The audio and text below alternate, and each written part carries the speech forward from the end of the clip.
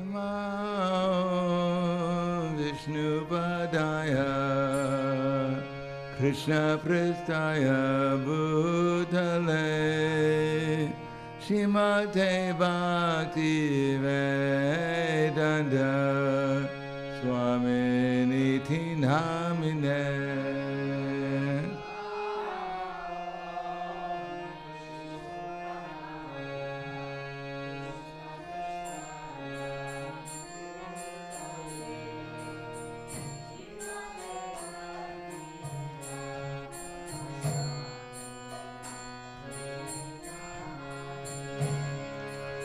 Namaste Saraswati Deve Kauravani Pracharine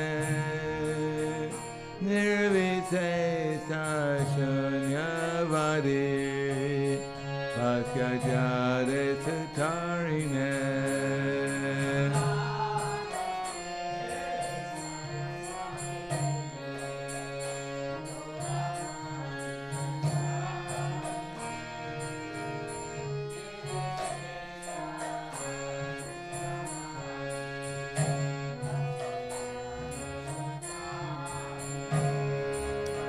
Shri Krishna Chaitanya Prabhu Nityananda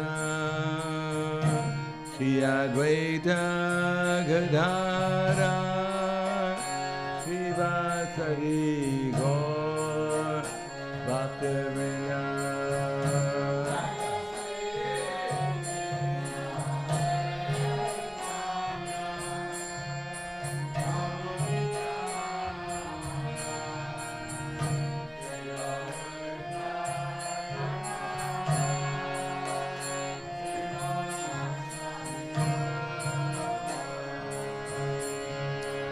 Jaya Shri Krishna Chaitanya Prabhu Nityananda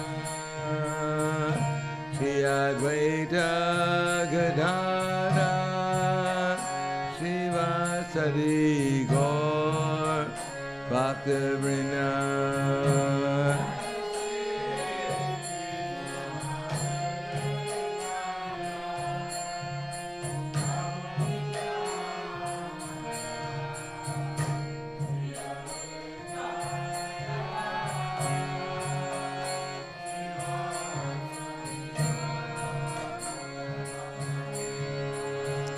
Jaya Shri Krishna Chaitanya Prabhu Nityananda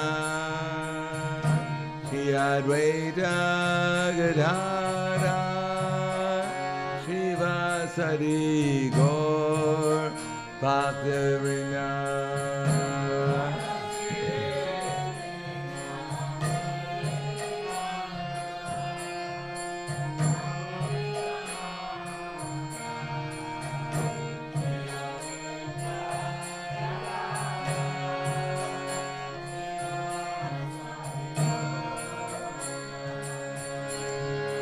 Jaya Shri Krishna Chaitanya Prabhu Nityananda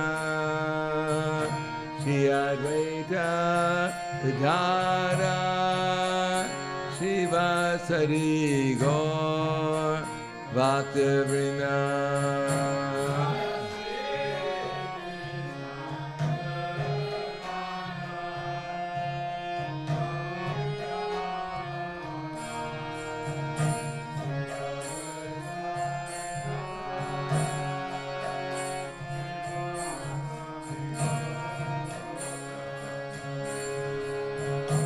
Hare Krishna, Hare Krishna,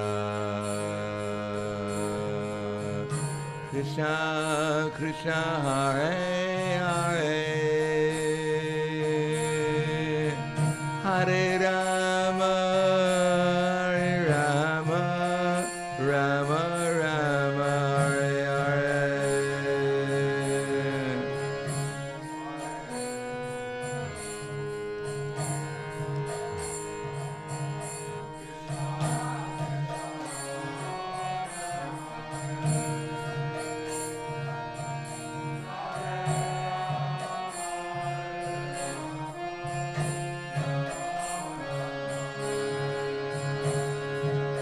Hare Krishna, Hare Krishna, Krishna Krishna, Hare Hare, Hare Rama, Hare Rama, Rama Rama, Hare Hare.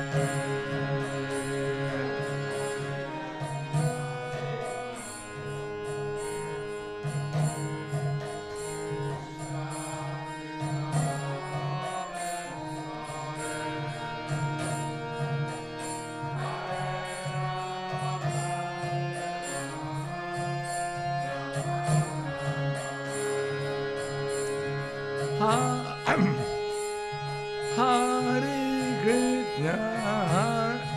Krishna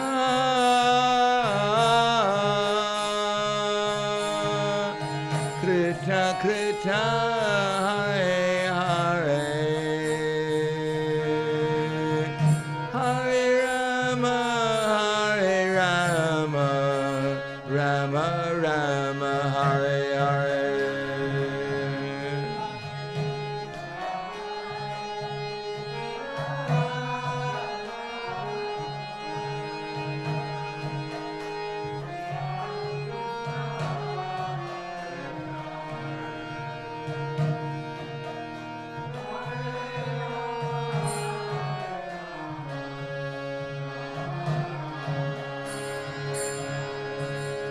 Hare Krishna, Hare Krishna,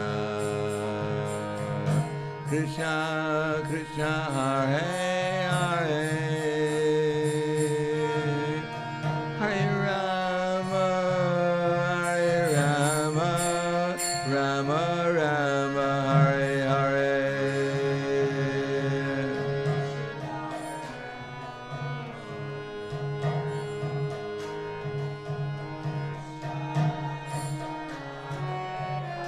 Mukunda.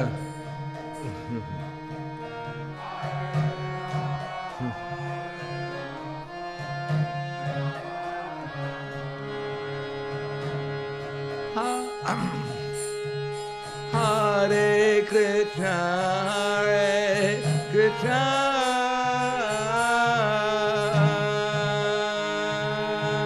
Krishna Krishna, Hare Hare, Hare Rama, Hare Rama, Hare Krishna, Hare Krishna,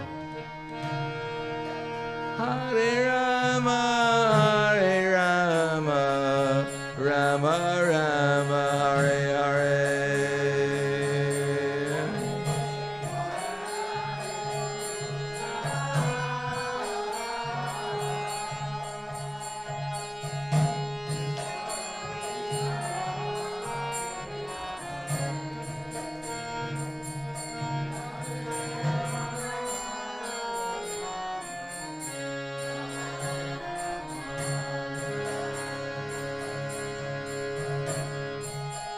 Hare Krishna,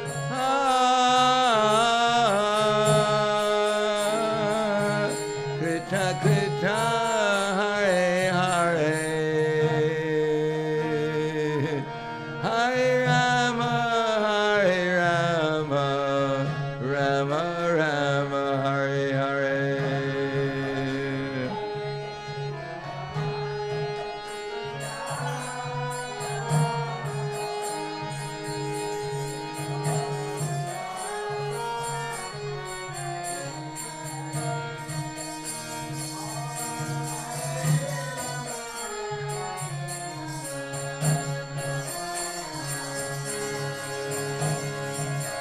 Hare Krishna, Hare Krishna, Krishna Krishna, Hare Hare, Hare Rama, Hare Rama, Rama Rama, Hare Hare.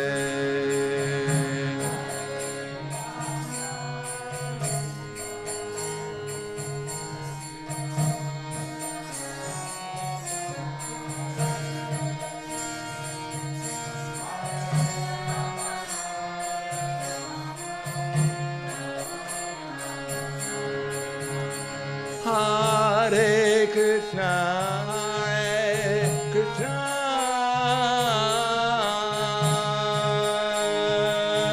Krishna Krishna, Hare Hare, Hare Rama, Hare Rama, Rama Rama, Hare Hare.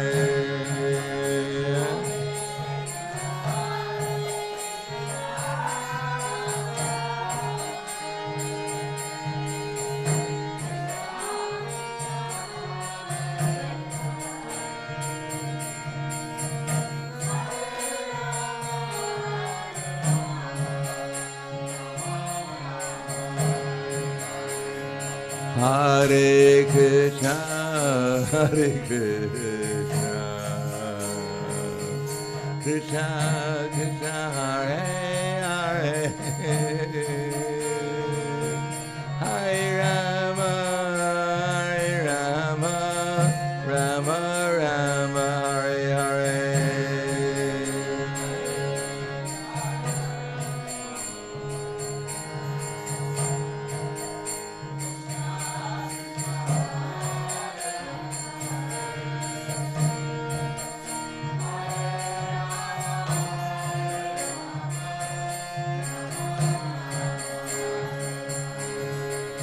Hare Krishna, Hare Krishna, Krishna Krishna, Hare Hare, Hare Rama, Hare Rama, Rama Rama, Hare Hare.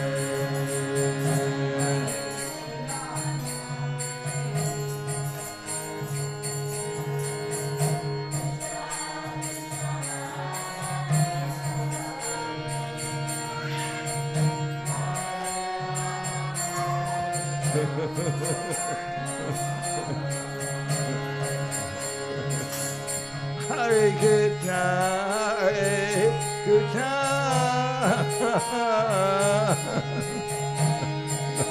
Krishna Krishna, Hare Hare, Hare Rama, Hare Rama, Rama Rama, Hare Hare.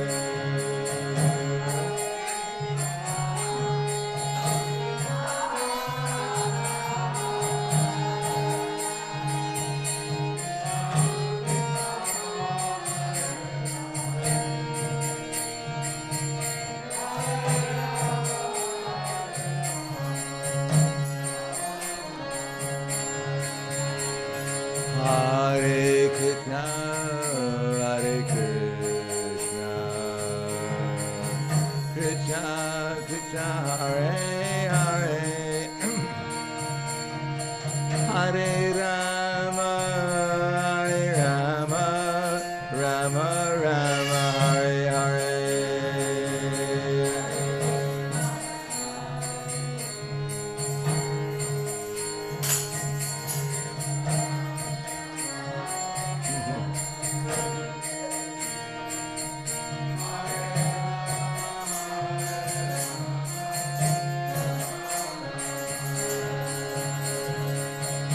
Hare Krishna, Hare Krishna, Krishna Krishna, Hare Hare, Hare Rama, Hare Rama, Rama Rama, Hare Hare.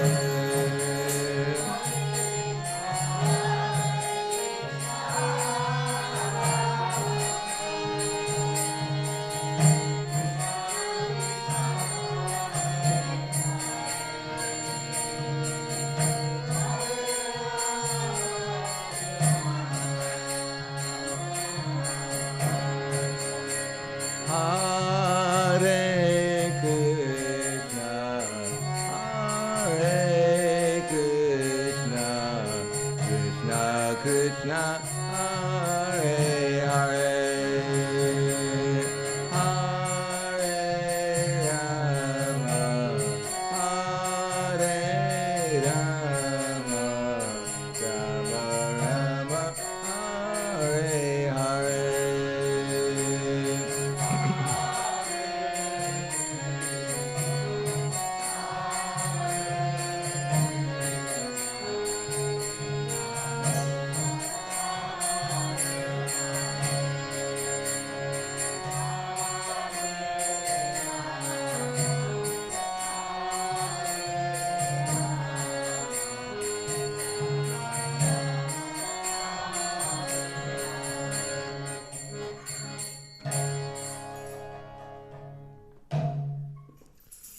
Jayam Vishnupad Paramhangsa Sarvadakacharya Asit Harasitushi Shriman His Divine Grace Lacy Bhaktivedanta Smaharaj Srila Prabhupada Ki Jai Gaur Premanande Haribol Slava Zabrani Bhakta Slava Shri Guru Shri Grangi.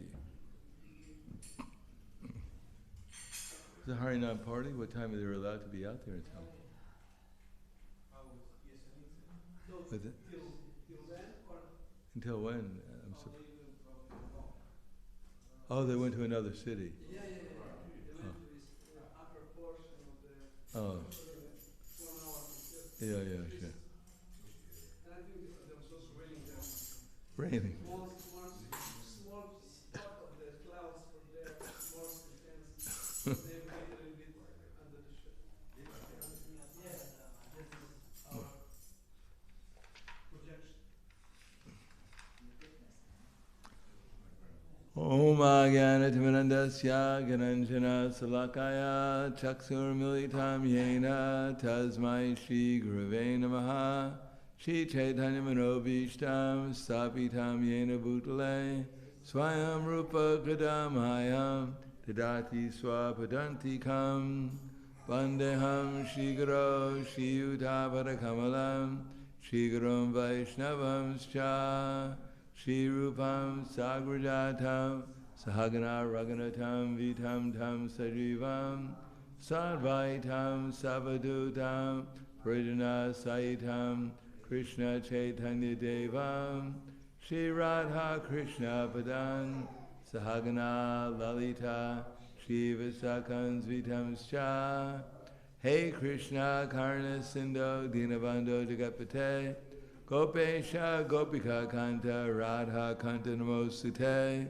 Tapta Kanchana Gaurangi Radhe Vrindavaneshwari Prishubhanu Siddha Devi Pranamami Hari Priye Vanchakapa Dhruvyascha Kripa Sindhubhyevacha Patiranam Bhavanebhyo Vaishnavebhyo Namo Namaha Shri Krishna Chaitanya Pranitananda Shadwaiti Gadadhar Shivasadi Gaura Bhaktivinoda Hare Krishna Krishna Krishna Hare Hare Hare Rama Rama Rama Hare Hare Om Namo Bhagavate Vasudevaya Om Namo Bhagavate Vasudevaya Om Namo Bhagavate Vasudevaya. Srimad Bhagavatam, Bhagavad Gita, chapter 17, the divisions of faith, text number 15. Anuvega karam vakyam satyam priyahitam chaya svaraya vyasanam chaiva Vangmayam tapa uchate Anuvega karam vakyam Satyam priyahitam chaya Svaraya vyasanam chaiva Vangmayam tapa uchate.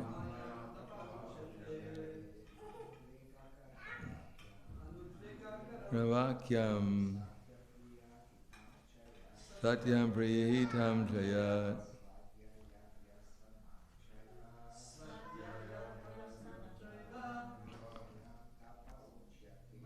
Ayat Uchite Vegam Karam Vakyam Satyam Priyahitam Jayat Svarayayapyasanam chaiva Vangmayam tapa uchate. Mataji's Anuvega karam vakyam Satyam priyahitam chayat Svayam dhyasanam chaiva Vangmayam tapa uchate. Anuvega karam, not agitating. Vakyam, words. Satyam, truthful. Priya, dear. Hitam, beneficial. Cha, also. Yat, which. Swadhyaya, a Vedic study. Vyasanam, abhyasanam, practice. Cha, also. Eva, certainly. Vakmayam, of the voice. Tapaha, austerity. Uchite, is said to be. Translation and purport by His Divine Grace, A.C. Bhaktivedanta Swami Srila Prabhupada. Austerity of speech consists in speaking words that are truthful, pleasing, beneficial, and not agitating to others, and also in regularly reciting Vedic literature. Purport. One should not speak in such a way as to agitate the minds of others. Of course, when a teacher speaks, he can speak the truth with the instruction of his students, but such a teacher should not speak to those who are not his students if he will agitate their minds. This is penance as far as talking is concerned. Besides that, one should not talk nonsense. The process of speaking in spiritual circles is to say something upheld by the scriptures. One should at once quote from the scriptural authority to back up what he is saying. At the same time, such talk should be very pleasurable to hear. By such discussions, one may derive the highest benefit and elevate human society. There is limitless stock of Vedic literature, and one should study this. This is called penance of speech.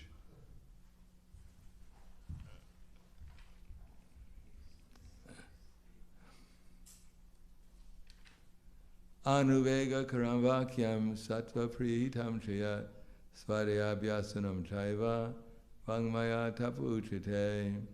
Austerity of speech consists in speaking words that are truthful, pleasing, beneficial, and not agitating to others, and also in regularly reciting the Vedic literature.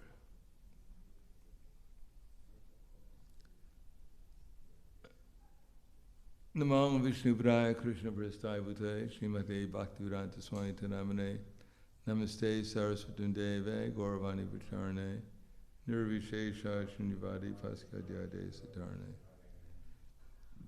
Well, I don't have too much to say about austerity of speech, but we'll say whatever we can, because I don't want to agitate anyone's mind, violate the very injunction here.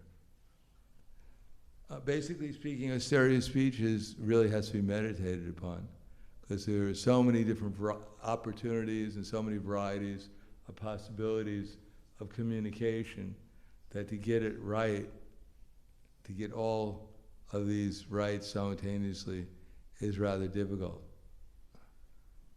To say things which are truthful, pleasing, beneficial, and at the same time according to the scripture, and doesn't agitate anyone's mind or doesn't agitate people's mind, it's rather a challenge.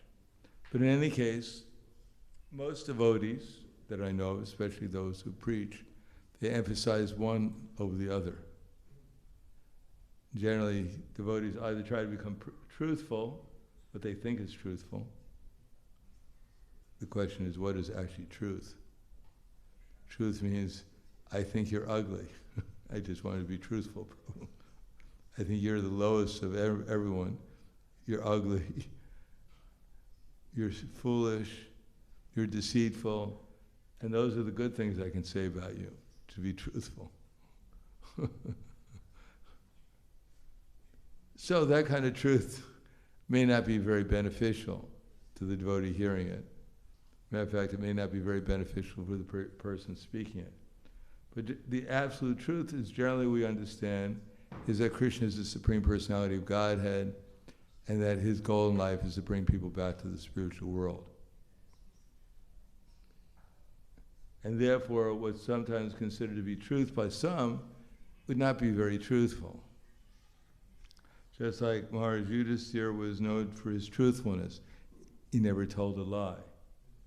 But when Krishna asked him to tell Duryodhana that his son, not Duryodhana, Dronacharya, that his son Ashvatthama was dead, Yudhisthira Maharaj hesitated because he had never spoken a lie.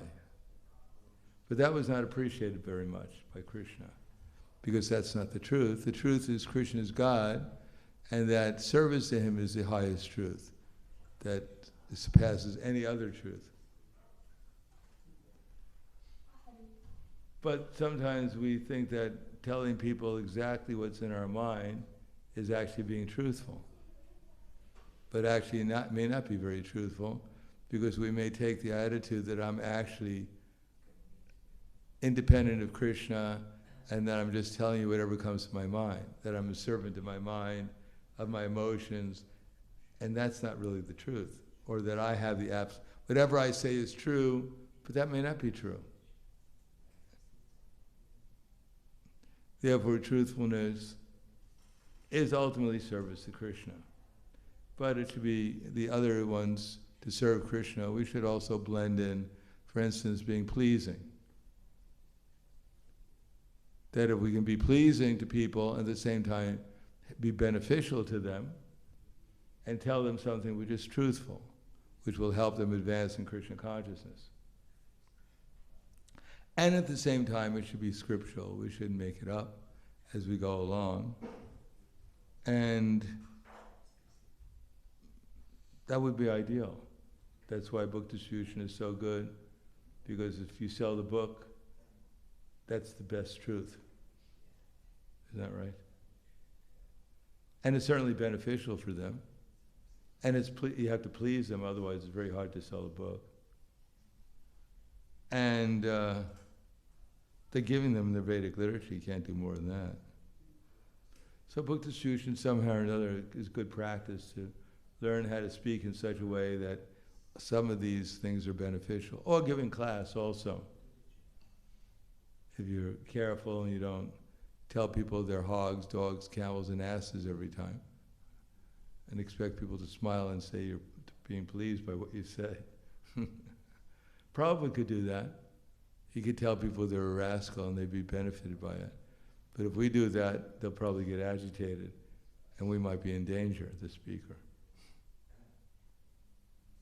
And even under certain circumstances, like when Prabhupada was in France, where people there at that time tended to be less intolerant, then even sitting on a chair, which was like this, or in Australia, then people became agitated. At least some people started to criticize. Why is that man sitting on a high chair? Such is the mentality of Kali Yuga. So, these different varieties of qualities, we can meditate on it. And at least we should try to figure out what Krishna wants us to say, because ultimately we're supposed to become instruments for Krishna. And if we're a little thoughtful what Krishna wants us to say, then the result is that we might be more beneficial. And we might be able to please people more. Therefore, before giving class, it's good to go over what the verse is and to try to think what would be important to tell people so that they would actually be benefited. They could actually do something on the basis of what the instructions are. So here, the most important thing is to at least remember what the qualities are, such as being beneficial, pleasing, truthful, scriptural, and not agitating people's minds. We shouldn't sometimes think, I've been so expert at telling the truth that everyone's disturbed. That's the proof that I finally tell the truth, boldly. Of course, if we're talking to an audience and we're trying to, and they're disputing, like sometimes Srila Bhaktisiddhanta Saraswati Prabhupada's disciples would go like to a Sai Baba audience or a Mayavadi audience, and they'd call them rascals. Now, of course, the people in the audience who are Mayavadis, most of them, they probably wouldn't appreciate that very much.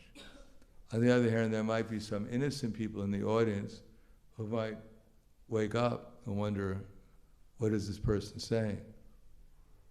Like one time Prabhupada was in Hong Kong and he was invited to give a lecture. So, at some Hindu temple. So Burjan relates, Prabhu relates that they went there and they let Prabhupada sit on the seat. There was a special seat for the lecture, and Prabhupada sat on there, and there was another Mayavadi sannyasi there. No, there was a Mayavadi sannyasi there, and he was supposed to talk next. So the host went up to Prabhupada indicating that please get down from the seat because we want the Mayavadi sannyasi to sit there. Prabhupada wouldn't get down. So after so many attempts, the man gave up. So the Mayavadi, wherever he was sitting, was speaking, and Prabhupada was listening. And then at one point, Prabhupada shouted to the devotees in the audience, "Stop him! Stop him!" Which is rather unusual when you're a guest at a you're a guest lecturer with another person there, and you're telling your followers to stop this man.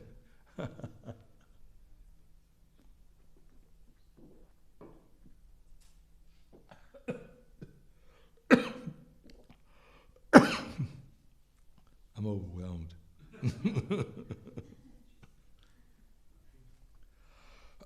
So Burjan stood up with cartels and started a kirtan while the man was speaking.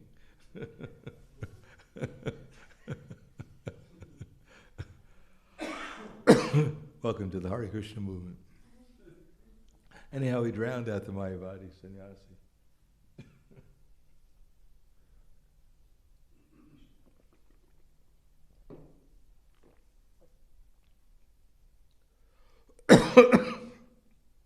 So Prabhupada was quite bold, so that when he came back to where he was staying, Prabhupada said, well, I listened to this man. You know, it was all right up to a certain point, but when he started to say that he was God, then I couldn't tolerate it. That's when he told the devotees to stand up and stop him. So Prabhupada had many interesting examples of how to speak in such a way as to fulfill this verse. As I mentioned before, a big pandal in Bombay with tens of thousands of people there. Then Prabhupada, one hippie in the audience with a beard and long hair, started to challenge Prabhupada. And Prabhupada invited the hippie to the stage and gave him the microphone. Gave him a microphone, and Prabhupada started to argue with him in front of these thousands of people. So, of course, people have their sentiments, you know, why is Prabhupada arguing? Saintly people don't argue. So some of them got up and left. Did that ever faze Prabhupada when people got up and left? It never fazed him whatsoever. Because he had his purpose. In other words, he wasn't really interested always in speaking to sentimental people. He actually, obviously, at some times he wanted to divide the crowd between those who had actually come to hear him, the philosophy, and those who were actually just coming out of sentiment to see a saintly person and get benedictions. Sridhar Maharaj was like that. As I mentioned at Woodstock one time. Woodstock is in Poland, and at that time they were getting tens and thousands of young people, and some hundreds would come to our tent at Woodstock, and they were all intoxicated. And Sri Maharaj, he had a tendency sometimes to speak truthful. You're familiar with this. So he was preaching about the four regular principles to hundreds of intoxicated hippies. So obviously not all of them appreciated it, those who were awake enough to understand what he was talking about. So one of them threw a beer can at Maharaj.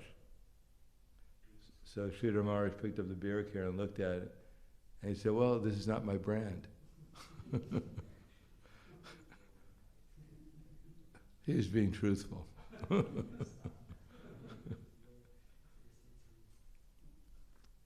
So there are many varieties. For instance, Prabhupada, sometimes he said things that are still now controversial. If you look in the folio about what Prabhupada said about blacks, what he said about whites, what he said about women, what he said about men, and homosexuals, and this and that, Hitler, whatever he said. You can find so many different things Prabhupada said about everything.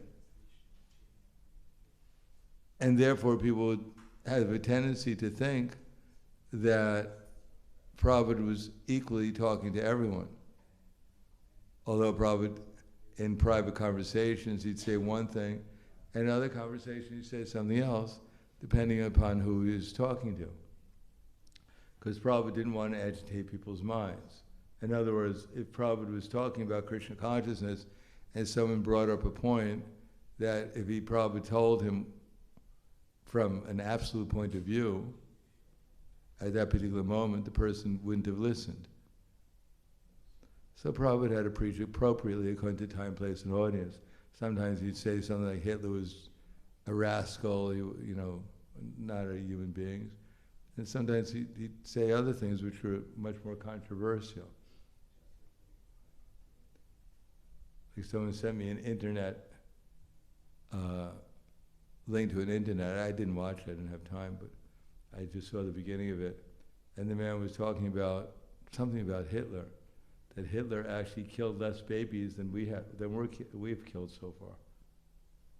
So people are so much disturbed by what Hitler did that if you say anything positive about Hitler, then you're considered to be somehow or another fanatical, radical, right-winger, fascist. But actually the fact is that for all the horrible things he did, or was done in his name or under him, modern civilization is doing much more horrible things. Or as it said in one cartoon that Prabhupada saw in Vietnam, there was a picture of the devil, and he was destroying things in Vietnam. And the devil was saying, it's hard to keep up with the Christians. In other words, I think he was remarking, there was showing pictures of Vietnam, and the devil was making the remark, it's hard to keep up with Christians. So the point is, appropriate preaching, it should have some effect. And sometimes it may not be so pleasing if people see it in the wrong context. In other words, if everything we say is recorded as it is nowadays,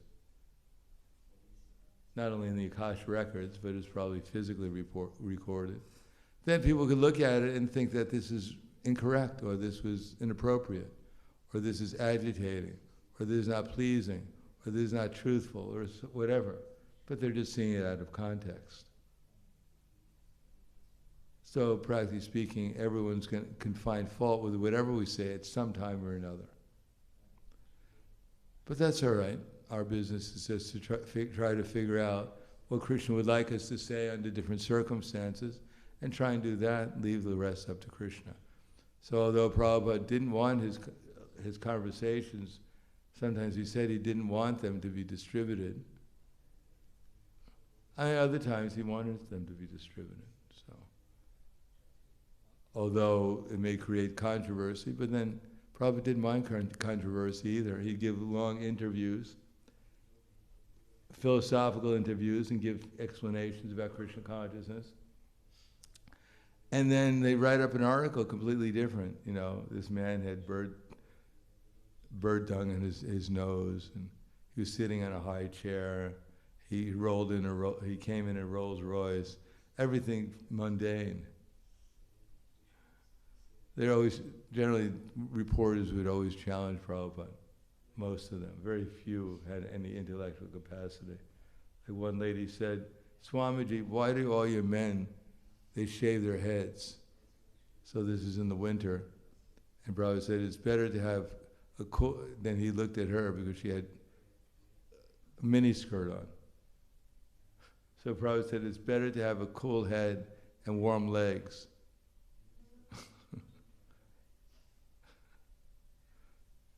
So the devotees appreciated those things. But not everyone will appreciate it.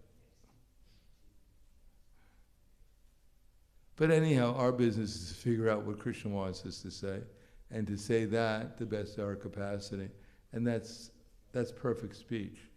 And if some people find criticism, then what can we do? Even one of Prabhupada's godbrothers, when he heard him singing, he said that man sounds like something like some kind of chicken or something crackling.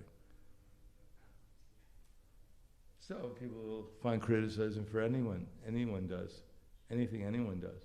But if one is a devotee of Krishna trying to give people Krishna consciousness to the best of their ability, then it may not be perfect, but as it says in the Bhagavatam, even the writing is imperfectly composed, but if it's heard, sung, and accepted by those who are thoroughly honest.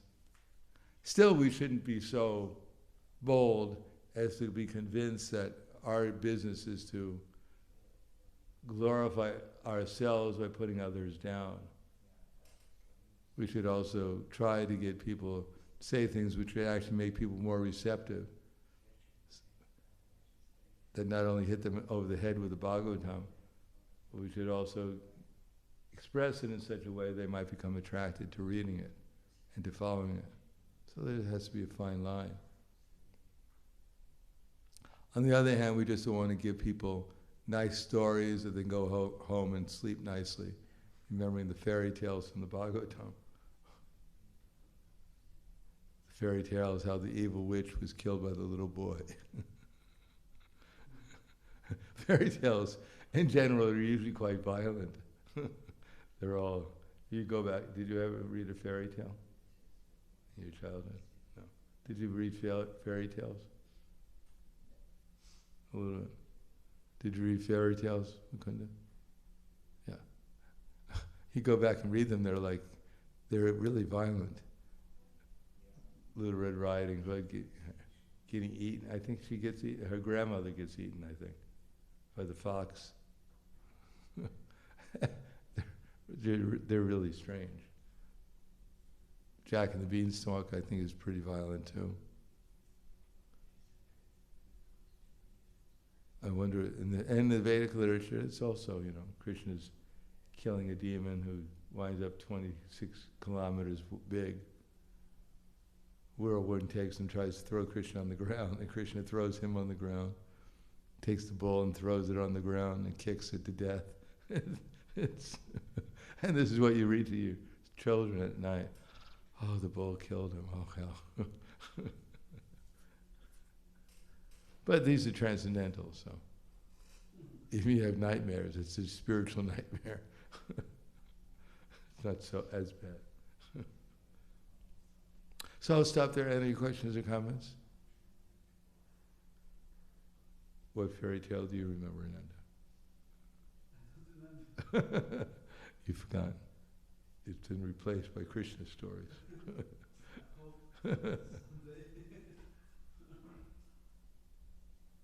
Any questions or yes?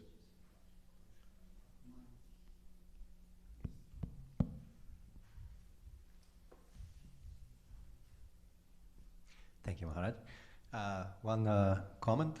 If I remember correctly, from Srimad Bhagavatam, when Vidura comes after long pilgrimage, after being offended by Duryodhana, and when the war is over and the Pandavas are already re-established. 32 years.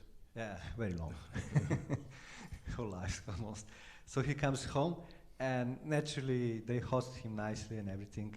and but he's more or less kind of quiet. He's not telling the truth that Krishna has already wind up his pastimes, as far as I No, understand. that's not Vidura. Sorry, That was when Arjuna came back. Hmm? That was Vidura. That was not when, after the battle of Kurukshetra. That was Vidura. Who was that? Yeah, maybe it's Vidura also. Yeah. all right. He didn't want to tell him about the annihilation of the other. Yeah, and then the comment is that if the truth is not so pleasing, and it's kind of comment, if I remember correctly, that the terrible truth will come on its own accord and not need to be propagated. Yeah, we don't have to be the first one to disturb people's minds. Someone else will come along and do it for us. It's like, did you know this one, that Swami fell down, or did you know this one, this happened, and did you know? Yeah, bad news travels quick enough. We don't have to speed it up any more than. Yeah, so it's like pertaining to the austerity of speech. If you can give some comment, please.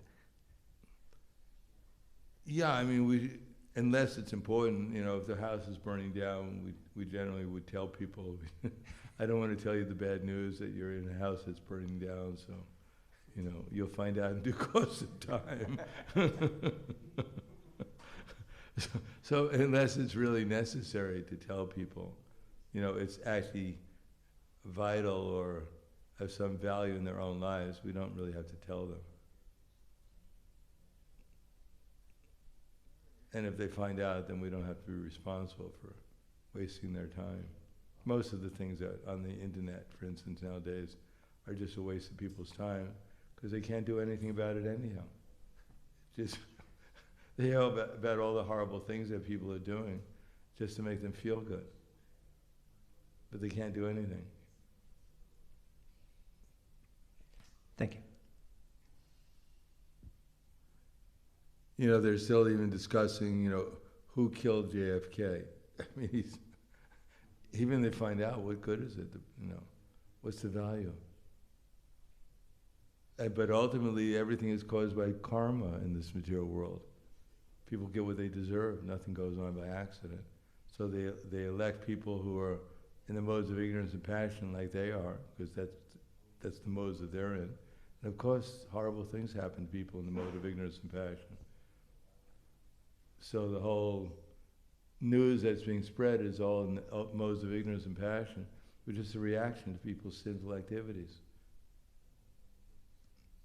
And even if you find out what's wrong, unless people take to Krishna consciousness, the real thing that's wrong is that they're killing cows, killing their children. They're doing so many, that's what's wrong. And as a result of that, so many wars are going on and pestilence and this and that. People are getting the reactions for it. And the only correction is not to go out and protest or find out who in the Illuminati is doing everything. It's to stop sinful activities, and then we won't get sinful reactions. And propagating sinful conversations about sinful people is also sinful. Criticizing sinful people is also sinful, unless you have the solution so that people stop being sinful. That's beneficial. So 99% of what's going on in the means of communication is useless. They have one problem they had this kind of fax machine. I forget what it was called before fax machines came in. The devotees were always the first in communication in these technologies. This is like 45 years ago or something. So they asked Prabhupada to do a telex machine, it was called. I think it was, telex. Telex, yeah. Telex. So they asked Prabhupada, they showed them the telex machine. So this will we can type something in here and it'll go to this other temple immediately. So Prabhupada said, we don't want these things. He said, otherwise they'll just be used for jalpa. So Prabhupada he liked technology, he liked communication for Krishna consciousness, but he understood there was a tendency to misuse it too, for jalpa, as that favorite famous conversation goes when Prabhupada finally, when he was in New York in 26 Second Avenue, and he asked if he could get a telephone. So in a couple of days they installed a telephone, and he was quite surprised in his room. Because usually in India it took 6 months before you had to apply, maybe 6 months or a year, you get a telephone. And even then, if you wanted to make a long distance call, I remember when I was in India for the first time, I tried to call long distance. And they said, yes, you put in it was called a trunk call. You put in an application, and maybe, 4 or 5 days later, then they tell you that you're being connected. And if you paid twice as much or 3 times as much, then it would only take a day to get connected to the place you were trying to call. So anyhow, they installed this telephone in Prabhupada's room, and that night someone called up Prabhupada. And they ding, ding, ding, 12 o'clock at night, Swamiji, yes? What can I do for you? Swamiji, how are you? Prabhupada said, you're calling me up 12 o'clock at night to ask me how I am. He said, I'm so sorry, and Prabhupada just hung up. And then the next morning, Prabhupada said, take this thing out. Prabhupada didn't like the telephone very much.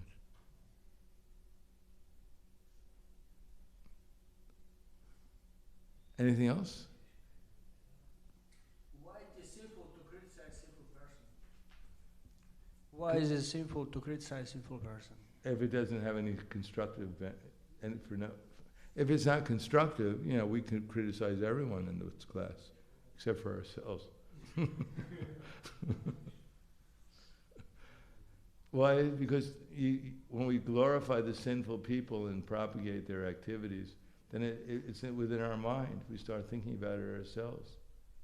If we're trying to explain something positive to people, something which is educative about it, that's one thing, in terms of helping them become understanding the problem with being sinful, as an example. But if we just criticize sinful people, and practically everyone's sinful, therefore they're doing sinful activities, without any reason for it, then we become just like them.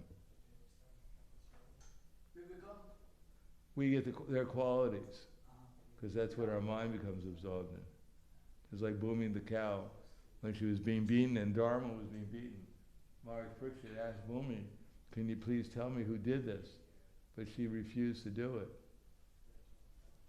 Because ultimately she knew, as it says in the Bhagavatam, that behind everything is Krishna.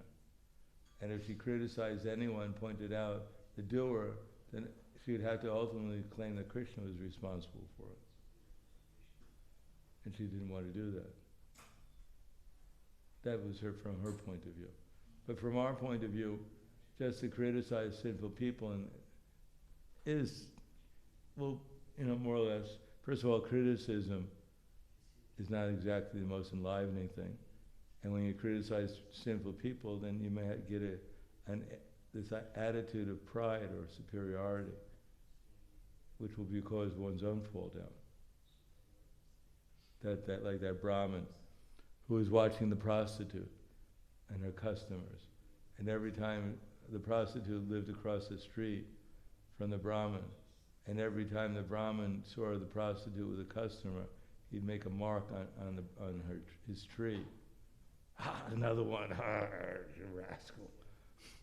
So that went on for some years, and the prostitute who was living across the street always saw the Brahmin and was meditating and glorifying him, how pious he was and how a great Brahmin and how sinful she was. So at the time of death, when the Brahmin was leaving his body, he thought of the prostitute, because that's what he was always thinking about. So he went to hell. But the prostitute was thinking of the pious Brahmin, how pious he was, and how she was so humbled by his piety that she thought of the Brahmin at the time of death and went to the spiritual world.